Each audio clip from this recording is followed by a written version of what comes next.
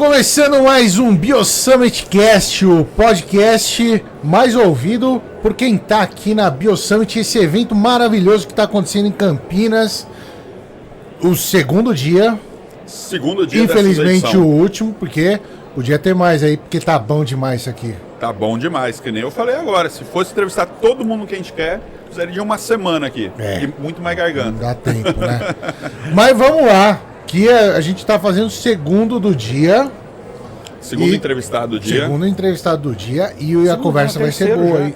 Terceiro? Tá tão coisa que a gente nem tá perdendo as contas já. Verdade, cara. Rapaz do céu, Mas esse convidado é especial, conheço ele já faz um tempo. Então, faça as honras de apresentar aí. Tá recebendo aqui, pessoal, Alaerson. Alaerson, que é professor no Instituto Federal Goiano em Rio Verde e também consultor. Seja bem-vindo, Alaerson. Prazer, satisfação estar aqui com vocês, Vlad, Manuel, satisfação enorme, a gente está trocando uma ideia aqui para ir aprendendo bastante aqui nesse evento, tá muito bacana. E é um evento para isso mesmo, né, Alex? Para trocar informações, conhecer pessoas, né? Agora mesmo um pouco de entrar, você acabou de conhecer uma pessoa que estavam conversando ali. É um network, cara, é muito bom, é isso que a gente precisa. As maiores e as melhores estão aqui, né? As empresas, pessoas, então um momento de muita experiência, troca de contatos. Bacana. E você, na posição que você está, né, como um consultor e ao mesmo tempo como um professor, essa troca de informações, você levar informações e trazer também todo o seu conhecimento, é essencial participar de eventos como esse, assim como vocês fazem alguns eventos lá em Rio Verde, na região, para disseminar esse conhecimento, né? Sim, a gente faz um trabalho de base bem interessante, principalmente na agricultura regenerativa, né? O pessoal em Rio Verde tem uma mente muito aberta para esses testes, ensaios. Você já acompanhou alguns eventos ali, né, Vlad? Então o pessoal é bem aberto e deixa o nosso trabalho mais fácil, né? Para a gente procurar inovar pensando em controle biológico. Bacana. Qual que é a sua história aí com os biológicos? Rapaz. Eu gosto de perguntar isso para a turma, porque cada um tem uma história e é curioso como as pessoas conhecem o biológico, entram, começam a mexer com isso, né? Eu acho interessante isso. Como é que você começou aí? Bom, vamos lá. Eu até é engraçado, ontem estava ouvindo um dos pesquisadores ali falando, né? Que ele estava com 37 anos, né, de experiência na área. Eu falei, bacana. E aí eu estava pensando nos meus números e também a gente está fazendo 20 anos. Então, assim, tamo bem, né? E aí, você entrou na área já no biológico aí. Eu comecei na parte da agronomia, iniciação científica, os projetos de pesquisa já com o orientador na área, né, de microbiologia. Então eu comecei muito na parte de microbiologia mesmo, pensando em bactérias, tanto para a parte alimentar, né, de contaminantes de grãos, contaminantes de alimentos. E aí foi que depois eu evoluí para a parte de doenças mesmo, propriamente dita. Aí eu fui trabalhar na Embrapa, fazer estágio lá, fiz mestrado com o Dr. Murilo. O Dr. Murilo Lobo Júnior é um cara fenomenal, que realmente me colocou na direção certa do controle biológico, né? Então, aquela época lá, 2007, 2008, éramos bicho grilo, né? Ninguém acreditava que esse negócio ia dar certo, né? Literalmente bicho grilo. Produtor hippie. E até eu mesmo, assim, vou ser bem honesto pra você, que eu olhava para aquilo e falava, cara, controlar mofo branco vai bem, mas será que para as outras, né? Naquela época, mofo branco era algo já mais estruturado, o pessoal via resultados, mas indústrias mesmo de biológico, tínhamos o quê? 3, 4, talvez? Né? Acho que nem isso, né? E a maioria trabalhando só com inoculante, isso, era mais coisas, inoculante. Né? Então, de lá pra cá, cara, evoluiu muito e fico feliz demais de chegar num evento desse e perceber a proporção que os biológicos estão tomando. Então, todos os conceitos que a gente estava discutindo lá em 2004, 2005, falando, né, mecanismos de competição, predação, antibiose, né? E na prática está aqui, ó. Tá todo mundo pondo tudo que a gente tinha lá na teoria aqui em prática, então eu fico muito feliz. Eu acho assim muito interessante, Alex, que você está transitando numa área interessante, que você vê algumas empresas trabalhando, tentando desenvolver produtos, assim como na região, como você disse, vê alguns agricultores no uso e alguns até na multiplicação de micro-organismos ali. Você acha que, assim, olhando primeiro para a indústria, o que está faltando para a indústria? Onde ela ainda está pecando para essa tecnologia avançar mais e quem sabe se consolidar mais ainda do que já se consolidou? Olha, eu vejo em duas perspectivas. Primeiro, a parte de inovação e de pesquisa e desenvolvimento, que é um universo muito grande que nós vamos desenvolver. E eu vou tocar num ponto que é importantíssimo, que para o agricultor, que é preço também.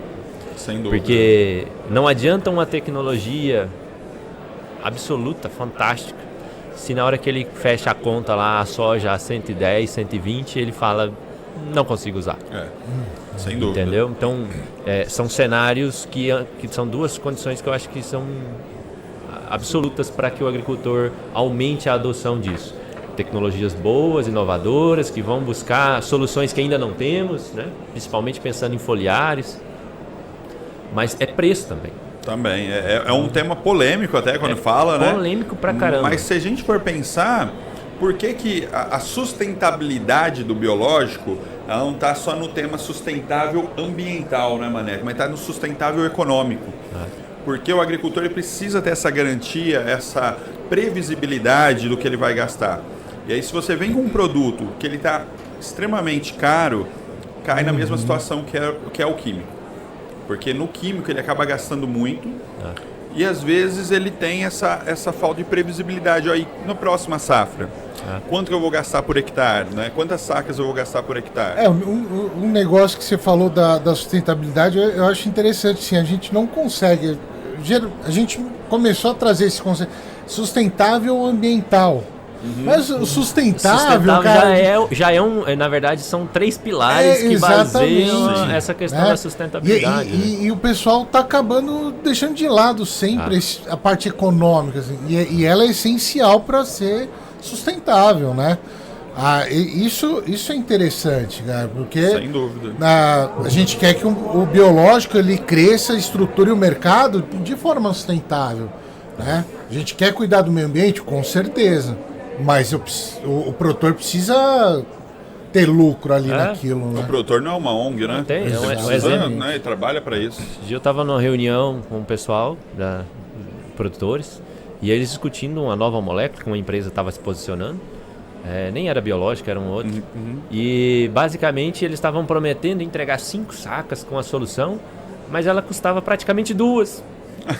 Agora, vamos ser bem honestos, o agricultor vai investir 2 sacas em uma tecnologia para que prometa entregar 5? Quem sabe ganhar 3, né, no líquido, né? Tirando, cara, né? Ninguém vai fazer. Não vai fazer. Ele não vai colocar em risco ali. Eu acho que assim, o agricultor está muito aberto, como você falou, a fazer um teste. Mas assim, na hora do vamos ver, na área total dele, que é o que paga as contas dele... Tem o pé atrás, né? Não dá para ele colocar ali, né, a segurança financeira dele nisso, né? Você realmente precisa, como você falou, ter uma solução muito boa de um lado, para realmente falar, nossa, que é impactante, mas precisa ter uma condição financeira. Sim, tem. Mas, assim, e do ponto de vista de Rio Verde em específico, eu fico muito feliz de estar lá, porque é um ambiente muito favorável, os agricultores muito abertos a novas ideias. E essa questão regenerativa, a produção própria, né, dos insumos, é algo que eles estão também bem conscientes. Mas por quê? Porque eles tentam buscar uma solução mais barata, que possa entregar minimamente resultados, mas que também não vai explodir o caixa dele na hora que ele for fechar as contas. Sim. Então... estamos lá fazendo um trabalho bem bacana com o apoio de vocês, né, inclusive, porque sem a parte de micro-organismos, sem tecnologia não é nada, então a gente precisa de um amparo tecnológico. Você é natural de lá mesmo, da região? Eu sou de Goiás, né, nascido em Caturaí, rapaz, Caturaí? Uma metrópole gigante, quase 4 mil. É perto de 1 milhão de pessoas. É porque é vizinho de Goiânia, né? É bem pertinho. É bem pertinho de 1 milhão. Alex, uma coisa assim que eu tenho uma certa visão que eu observo assim, né, nesse mercado biológico, uma certa preocupação, vamos dizer assim. Eu queria saber a sua opinião nisso. Eu me preocupo muito em os biológicos acabarem virando calendário que nem virou calendário ali com os químicos. Então, na época tal, vou aplicar tal coisa, na dosagem tal. E para mim, o biológico, eles são uma coisa que a gente tem que mudar o manejo. Tem que estar sempre melhorando ali aquele manejo. Não tem um calendário de aplicação, nada, né? Eu tenho um pouco dessa preocupação do mercado começar a tentar passar uma receitinha de bolo para os biológicos, como fizeram com o químico. Eu vejo que os agricultores cobram isso das empresas, cobram de nós, consultores, um posicionamento. E aí, que dia que eu aplico, quando eu aplico, como eu aplico, quais, volume? E aí você fica numa pressão para tomar uma decisão. O que eu vejo? Monitoramento. Só que os critérios que nós temos hoje para monitoramento, métodos de monitoramento de químicos não se aplicam aos biológicos. Então, sabe aquilo tudo que a gente aprendeu na agronomia, dos parâmetros, qual que é o dano, o mínimo ali para fazer a entrada da aplicação, o dano econômico para fazer a entrada e justificar a maior eficiência? Cara, sabe aquilo lá? Guarda e usa para o químico. Aquilo não serve para os biológicos. Sim. Sabe por quê? Eu vou errar o time.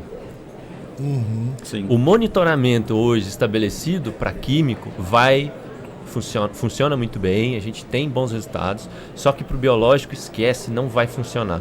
Então, na verdade, a academia, nós, da pesquisa, temos que olhar para os biológicos agora e falar, coloca aí no bolso, isso aí não vale mais, vamos restabelecer todo o processo de amostragem. Porque eu vou te dar um exemplo bem simples. Percevejo marrom tem sido um problema gigantesco na região de Rio Verde. Um dos maiores problemas.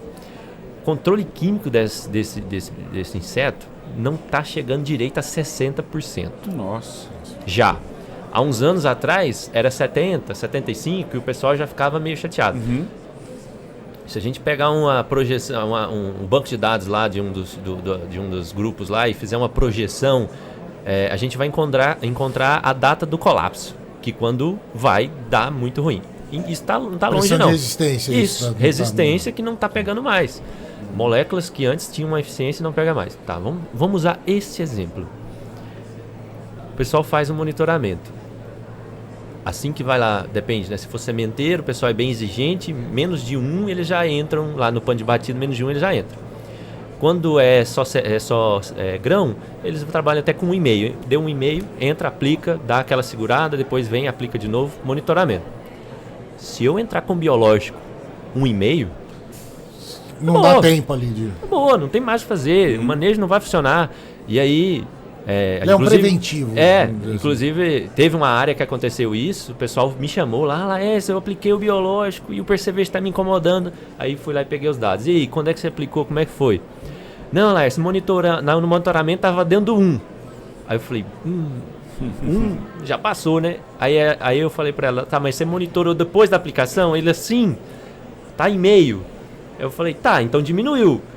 E tá ótimo, é esse o resultado mesmo do biológico. O biológico vai reduzir 50% dos adultos. É um resultado esperado. Agora, o que a gente olha para o resultado em termos da academia é que nas ninfas, que são as primeiras fases daquele inseto, o controle do biológico é 100%. Sim. Não sobra uma ninfa quando eu estou fazendo. Agora me pergunta... Mas o monitoramento é do adulto. O monitoramento é da ninfa? Não é. Não é do adulto. Então o pragueiro, na hora que ele está lá procurando, ele não está procurando ninfa, ele está procurando o adulto. Sim. E aí esse time, essa meta, acabou, não tem mais. Então esquece. Tem que reaprender a fazer algo totalmente novo para o biológico. Até mesmo a quantidade de amostras, locais de amostras que precisam ser feitos para chegar nesse valor. Então, viu como é que é? Você tem que monitorar o alvo mesmo, né? Se o alvo não é o adulto, não tem por que monitorar o adulto, né? Então, resultado final, falei, nossa, o biológico funcionou super bem, porque se ele com ele conseguiu jogar para meio, dentro desse cenário, era o que ele podia entregar. Só que você tinha que ter aplicado antes. Mas sabe, essa coisa de monitoramento, às vezes eu converso com isso com uma turma também. Até no químico. A gente tem o percevejo, por exemplo. Vão fazer a batida de pano lá, tantos percevejo, tem que entrar com a aplicação. Mas esse dano econômico é para quem? Quanto de área que tem que ter para representar o dano econômico? Sim. Se eu tiver 1 hectare, entendeu? Então tem que levar em conta um monte de outras questões no monitoramento, né? Sim, é bem isso aí. Mas a gente falou da indústria nessa parte, você também, como você falou, você vai em muitos agricultores, muitos compram produtos, né, comerciais. Eu acho que existe, né, esse equilíbrio que a gente vai chegar do agricultor, ele vai produzir dentro da fazenda aqueles produtos que se tornaram um pouco comoditizados, Sim. que não tem uma tecnologia embarcada, não são uma especialidade. E nessa produção on-farm, e hoje eu acho que a gente está num momento no Brasil que existem vários níveis de produção on-farm. Alguns, sinceramente, você deve ter conhecido alguns que são a nível industrial até. Ah, sim. Algumas fazendas que eu já visitei que produzem em condições até melhores que algumas fábricas.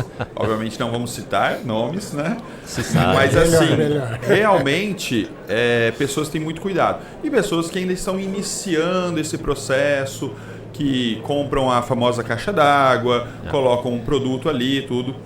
Nesse caso, Laércio, esses clientes que você visita estão buscando produzir biológicos e eles querem ter essa autonomia de produzir um micro-organismo ali sem formulação e já fazer aplicação. Em que ponto que eles, então, estão precisando melhorar alguma coisa nesse sentido? O que eles hoje estão precisando ou estão já até buscando para melhorar? No processo de produção deles? Isso. Bom, o cenário você resumiu muito bem, né? Temos diferentes níveis tecnológicos, né? E a gente está em uma região que o pessoal tem um poder econômico melhor e eles investem bastante.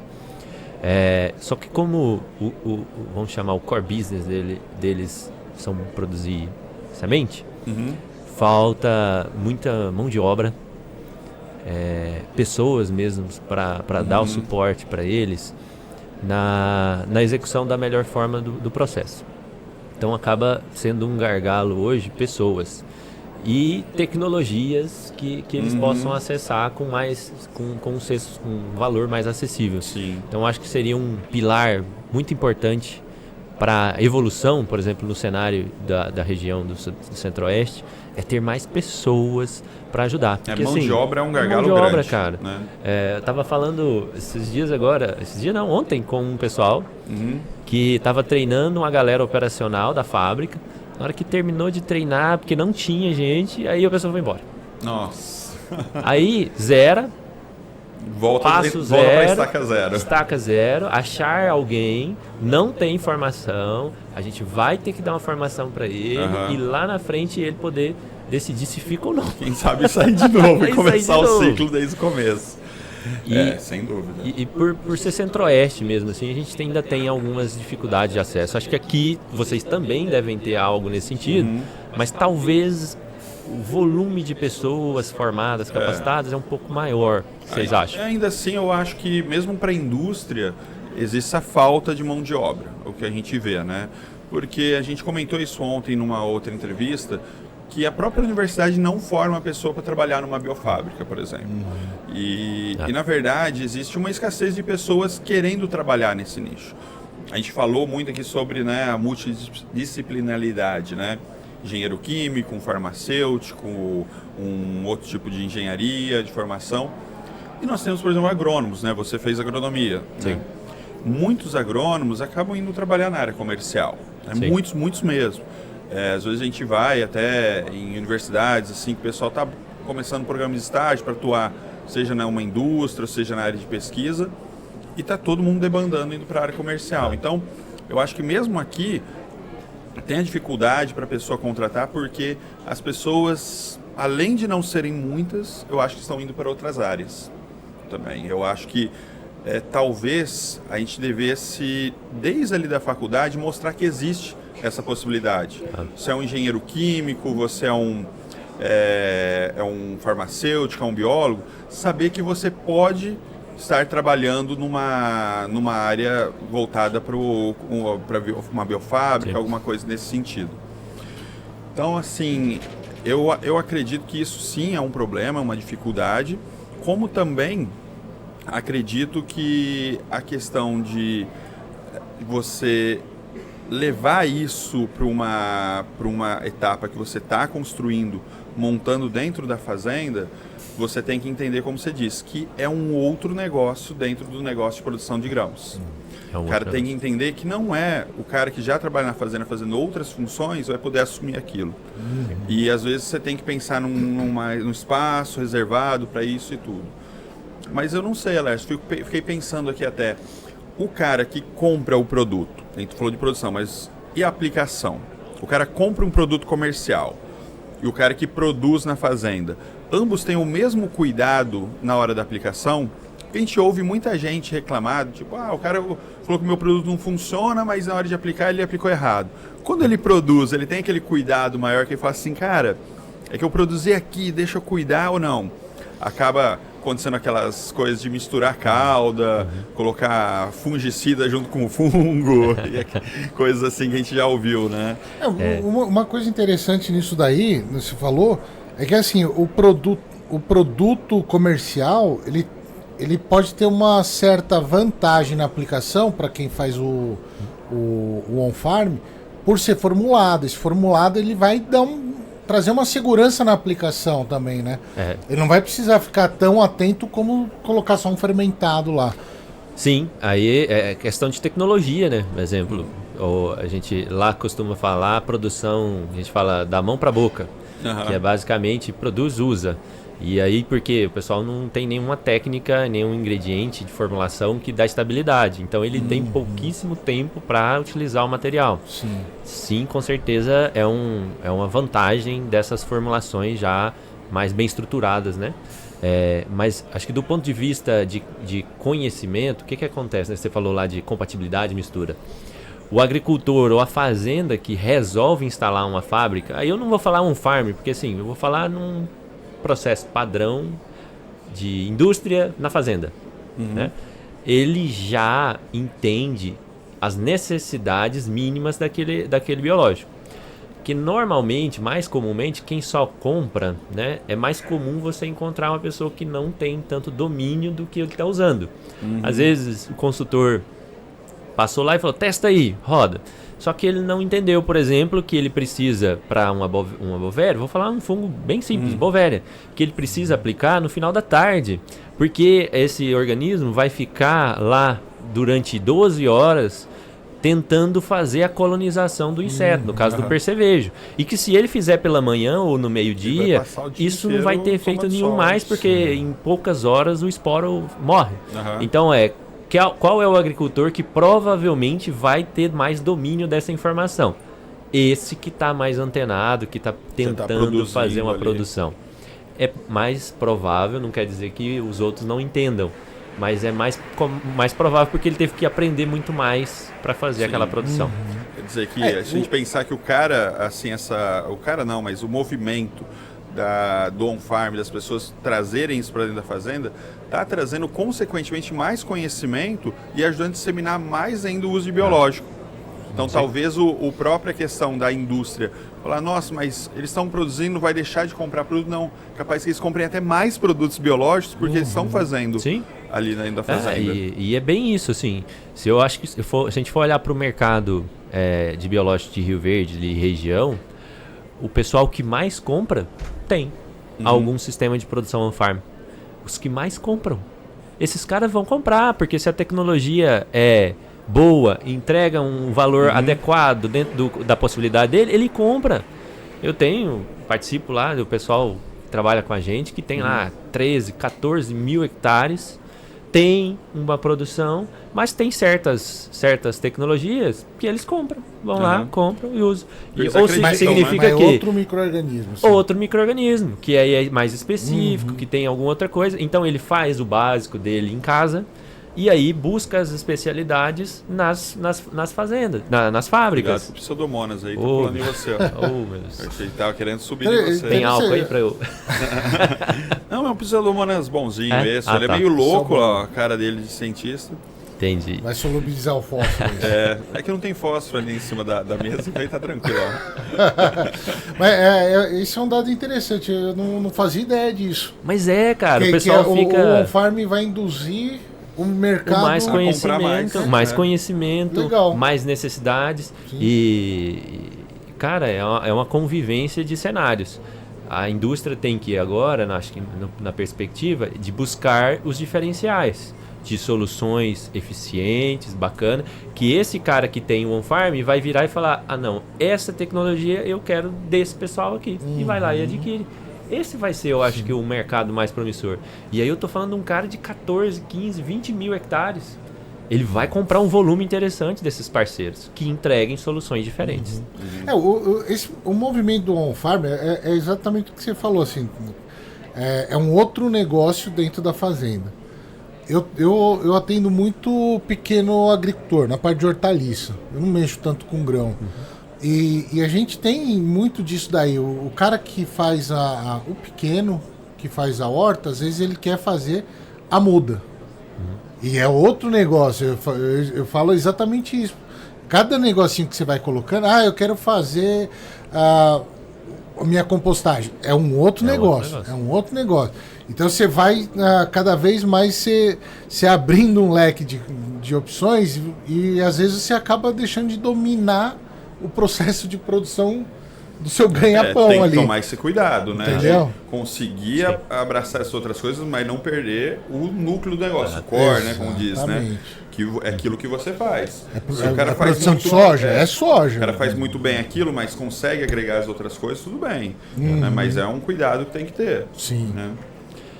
E tem tanto mercado, né? Achei a palestra de ontem ali sobre mercado, eu saí dali até tonto, assim, de tanto números, valor, né? E tanta coisa. Mas em resumo, cara, é tanto espaço que ainda tem que desenvolver, que se hoje, dependendo daquela curva inclinar, as fábricas que estão aqui não atendem. Exatamente. Então, assim, o pessoal tem que olhar e dizer que tem muito mercado, a gente só precisa ter bons produtos e uma estratégia de marketing, de mercado para avançar. É só isso. Vou preocupar com o farm? Cara, tá preocupando com a coisa errada. Procurem desenvolver soluções que o agricultor vai consumir. É um processo natural. E quem sabe mais é o que mais consome. Mas nessas andanças, seja por uma empresa ou até pelos em algumas fazendas, você já tem visto algumas coisas assim muito fora da curva, assim, pro lado bom, às vezes alguém fazendo coisas muito boas, assim, seja um exemplo ou outro que você queira dar, assim, da indústria ou da fazenda? Bom, eu acho que a gente pode comentar sobre os sistemas regenerativos de algumas fazendas que vêm na região, assim, se destacando bastante, né? Ontem teve até aqui uma premiação lá do Adriano Cruvinel, você conhece muito bem. Ele até veio aqui. Então, assim, é um cara com uma visão já bem mais completa do sistema, complexa, né? Entende dos diferentes fatores, né? A gente aprende muito junto ali. E então, assim, em Rio Verde existe um ambiente muito favorável para essa agricultura regenerativa. E por quê? Porque a gente precisa pensar a agricultura, como a gente falou agora há pouco, pensar de forma diferente. Não podemos avaliar o biológico numa visão do químico. Não vai funcionar. Até o professor o Dr. Marcos ali comentou ontem falando dos métodos de avaliação e de registro desses materiais. E aí, exemplo, a gente vai trabalhar, na minha opinião, né? Não o que ele falou, mas na minha opinião, curvas de dose. Para biológico, quanto mais melhor. Não, ótimo, beleza, mas espera aí. Será que também se eu colocar demais, eu não quebro o equilíbrio do que é o pilar do controle biológico? E volta na questão da sustentabilidade econômica. Se eu colocar demais, sua operação não ficou mais cara? Não tem mais compactação do solo? Tem outras coisas. É uma coisa que eu falava bastante, biológico. Quanto mais, melhor. Mas daí eu comecei a repensar. Tem um limite. Não é quanto mais melhor. Tem um limite ali. Aonde que é esse limite? Vamos dar um exemplo bem caseiro, assim, né? Lactobacilos vivos, né? Todo mundo, quem nunca, né, precisou de um. Toma muito Yakult aí. Toma muito. Pega um litrão ali e manda pra dentro. O que acontece? Então. Você não tá fazendo economicamente, eu acho que vai ficar inviável, mas também do ponto de vista intestinal não vai ser nada legal. Não vai ser tão legal, E por que a gente não precisa olhar então a agricultura nesse formato? A agricultura regenerativa, o controle biológico. Nós não podemos seguir na mesma linha de raciocínio. Eu estou vendo empresas multinacionais produzindo e posicionando biológicos numa escala absurda de concentração de que eu olho para aquilo e falo, cara, eles estão seguindo o formato de limpa-trilho, né? Vocês já viram esse termo? É muito comum, a gente usa. Produto limpa-trilho. O que é esse produto? Você aplica, ele faz o limpa. É sério que a gente vai trabalhar a agricultura regenerativa e biológico, pensando num sentido que nós temos que colocar um volume tão grande de micro-organismo para ele fazer um limpa-trilho do mesmo jeito?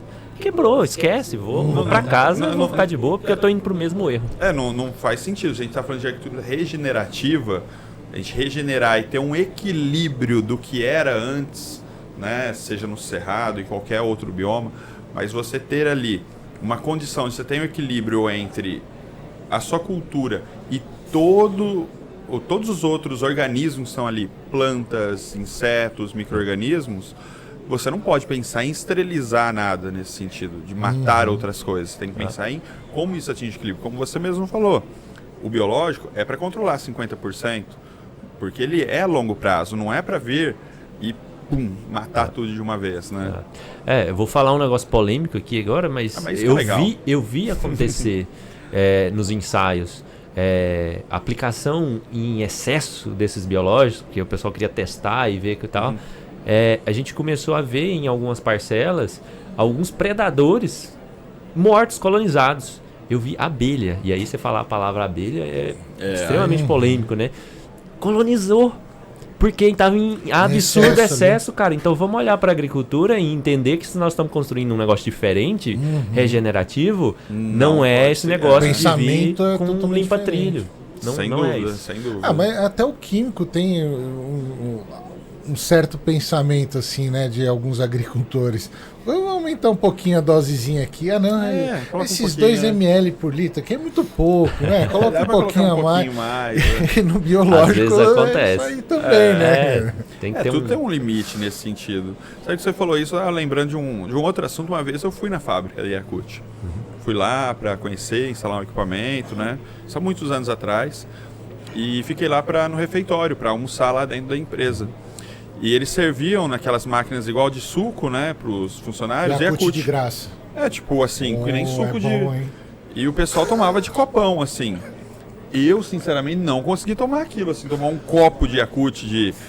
E eu não sei como fica a fila do banheiro à tarde daquela empresa, porque...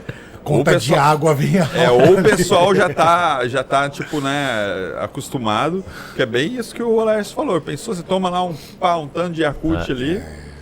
É estranho que isso é arroz, feijão, carne e tomar um Yakult. Rapaz, pra mim não funciona. Fica comprometida. Fica bem comprometido, né? Vida de rei na fábrica do Yakult. É bem isso. mas no final das contas é isso, equilíbrio. Seja intestinal ou ambiental, né? O micro-organismo faz parte da cadeia, mas não é só aquele, né? Até porque eu acho que isso do limpa-trilho vem a gente entender que não é um micro-organismo que é salvador da pátria, e você não vai ter um só ali. Você vai ter até outros que você nem aplica, que eles precisam estar presentes nos solos. Ou dentro do solo tem alguns micro-organismos que a gente nem entende ainda o que eles fazem. Mas uma coisa é certa, algo eles fazem. Mas não tem função aqui. Tem. Se ele está ali, ele faz parte da cadeia de alguma forma para poder fazer o todo funcionar. Talvez a gente não entenda hoje, não tenha possibilidade com os métodos analíticos de descobrir o que aquele micro-organismo está fazendo na cadeia. Mas alguma coisa ele transforma em outra, ou tem alguma simbiose, alguma coisa ali que faz toda a cadeia ocorrer. Então, se você pegar o amiloliquefacens aqui e eu só tiver ele no solo, não vai adiantar. Não. E não adianta ter toda a turma aqui. Tem os outros que não estão aqui, que a gente precisa realmente ter para funcionar toda a cadeia. Senão é o conceito do limpa-trilho mesmo. E aí não funciona para mais de uma safra isso. O equilíbrio microbiano ali, né? Daquele microbioma do solo. Se a gente pegar... É o que o Vlad falou. Às vezes a gente não entende porque aquele micro-organismo está ali. Vamos sair do micro e vamos para um macro ali também. Às vezes não sabe porque... A gente tem raiva, por exemplo, numa pastagem abandonada ali, que é abandonada, mas tem gado, né? É abandonado porque não aduba, porque não está cuidado. E ficar com raiva ali porque tá aparecendo o aça-peixe, não sei o quê. Que tem uma função, A natureza está tentando se regenerar ali, né? E a gente tem que começar a entender isso. Então, se tem tal bacilos naquele solo, é porque ele tem que estar lá, porque ele está com alguma função. Mas eu acho que daí, quando eu falo assim, também tem que tomar um pouco de cuidado para não trazer extremamente o romantismo e começar só o pensamento romântico. Exatamente. Então, por exemplo, se a formiga cortou, é porque tinha que cortar. Não, peraí. Não. Tudo em excesso faz mal, tudo né? em excesso Mas acho que essa pegada de entender que existe uma complexidade, né? Esses agricultores vêm fazendo esse esforço, os agricultores regenerativos, né? De entender essa complexidade que, por exemplo, ao você substituir um fungicida químico por um fungicida biológico, aí eu falei uma palavra polêmica, né? Substituir, mas, enfim, vai ser acho que acaba em alguns casos sendo substituições para novas oportunidades, certo? Na verdade, a gente faz do limão a limonada e eu acho que a indústria vai fazer isso. Ok, vamos fazer uma substituição aqui, mas entrega outra solução melhor ali e tá tudo certo. A conta, né, vai evoluir para isso. Mas qual é o impacto colateral, vamos chamar assim, quando eu tiro um que não está legal, coloco um que impacta menos? Outros organismos do sistema começam a ressurgir e ter o efeito que ele deveria ter e talvez contribuir no controle. Exemplo, faço uma aplicação de Bovéria e tiro lá um outro produto que possa estar sendo mais prejudicial, porque ele é muito incompatível, quimicamente muito agressivo para os micro-organismos. Bom, será que não começa a surgir e aí alguns percevejos serem colonizados, lagartas sendo colonizadas por Nomúria, por exemplo, né? Que é o Metarrhizium hilly, que vão começar a ressurgir, né? Aliás, pode ressurgir outras doenças? Podem. Em sistemas regenerativos, podem ser que algumas outras doenças comecem a incomodar. Ah, mas que absurdo. Não, natural. As coisas se reajustam. Então, as doenças que são problema no manejo tradicional, vamos chamar assim, podem ser substituídas e a evolução surgir outras doenças que vão ser mais desafiadoras para o processo. E se é desafiador, é por isso que nós estamos aqui, né? Para resolver tem trabalho isso para aí. isso, né? Trabalho para isso. Quando a gente fala da agricultura regenerativa também, eu sempre falo assim pro pessoal, vamos tomar cuidado com qualquer tipo nova forma de fazer agricultura, mas não fazer que nem a gente fez com o convencional, com a agricultura tradicional, que é pegar de fora. A gente tem que fazer o nosso, né? Até brinquei ontem, o que a gente tem que aprender é a fazer arte. Agricultura regenerativa tropical. Né? Olha, ele inventou uma sigla nova, arte. Não, o pessoal já usa isso aí, eu uso, não vou ficar com os méritos, não. Fazer arte. Mas que é bonito, não é? Bonito, né? Porque é uma arte mesmo. Então, tem que tropicalizar tudo, essas técnicas, né? Também. Sim, e pensando em diversidade de micro-organismos, o Brasil tá com na frente de todo pilar mundo, né? Assim, muito forte, né? Nossa agricultura tropical, nosso sistema, né, nosso ambiente tropicalizado permite uma diversidade muito grande. E aí vem uma questão que eu venho trabalhando e tentando construir isso lá na região, é explorar o potencial regional dos micro-organismos. Então, isso assim, é importante, a gente vem fazendo um trabalho de prospecção, de identificação de organismos regionais. Porque você concorda que, por exemplo, um fungo, ele cresceu milhares de anos naquele local e aí ele pode estar mais adaptado e entregar melhores resultados para aquela região. Sem dúvida. Então, é um trabalho que nós temos que fazer rápido, porque senão a gente também pode perder a diversidade, né? A importação de coisas, a importar algumas tecnologias podem causar uma supressão ou a gente perder a capacidade de buscar diversidade. Então, o momento é agora, da gente buscar essa diversidade regional. Perfeito. Sem dúvida, acho que essa bioprospecção faz parte desses próximos passos, do avanço dessa bioeconomia na agricultura. De a gente ter novos produtos além dos já usuais. E como você falou, se você tiver um micro-organismo que está mais adaptado àquela região, pensando nas proporções aí continentais do nosso país, com certeza ele vai ter um desempenho mais adequado para aquela área. E realmente uma arte isso, né? A gente, como falou lá no começo, né, que você perguntou até para ele, Maneco, a questão de a receitinha do calendário. tem que entender que vai ser muito mais complexo que isso. Exatamente. E que muitas soluções que servem para o Rio Grande do Sul não servem para o Mato Grosso, que não servem para Goiás. Exatamente. E entender que às vezes dentro de Goiás você vai ter o sudoeste goiano, o norte goiano, o leste goiano, e cada lugar ali vai ter uma tipicalidade ali que vai depender talvez de outros micro-organismos e até um manejo totalmente diferente. Então quando o cara pergunta para o Laércio como consultor, quanto que eu tenho que aplicar desse micro-organismo? Fala, não sei, eu não conheço a área, não é? Não, ele responde que nem todo agrônomo. Depende. Você já está bem registrado. Tá bem registrado, mas e o pior é que é verdade, né? O pessoal tira sarro, mas depende. Sim. Porque não existe uma Vários receita. fatores. O que você falou, por exemplo, se eu pegar um solo já bem estabelecido, com uma planta bem estabelecida, sei lá, soja, pegar um microbioma da soja em diferentes regiões, o microbioma é totalmente diferente dessa isosfera. Né? Totalmente. E depois que eu tirei a soja e coloquei o milho, mudei também completamente. Mudou a raiz, né? mudou tudo. A complexidade é absurda. Se eu vou lá pro sul, o pessoal fala lá tratamento de semente. Não pode nem pensar em mexer, porque lá o Pitium, o Phytophthora e outras doenças patógenas do solo vão detonar, porque eles estão ali muito ativos. Agora, vamos lá para nossa região. Tem esses patógenos? Baixíssima ocorrência. Então não é um problema nosso. Nosso problema lá está pratilencos, nós estamos falando de fusariose, risoctônia, um ou outro Pitium, mas é muito pouco. Tá vendo? É diferente, os problemas são diferentes. Então, vamos pegar uma solução aqui e coloca ali e ela vai... Calma, cara. Exatamente. Vamos ter que personalizar isso.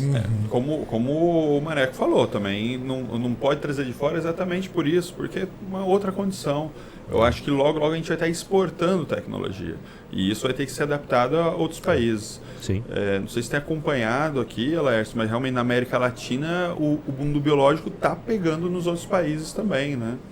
E daqui a pouco eu acho que o momento que a gente viveu vão estar sendo vivido aí por países como Colômbia, que está mais à frente, o Peru, que ainda está incipiente, a Argentina já mais consolidada nessa questão. O Paraguai também. Mas o Paraguai está bem avançado.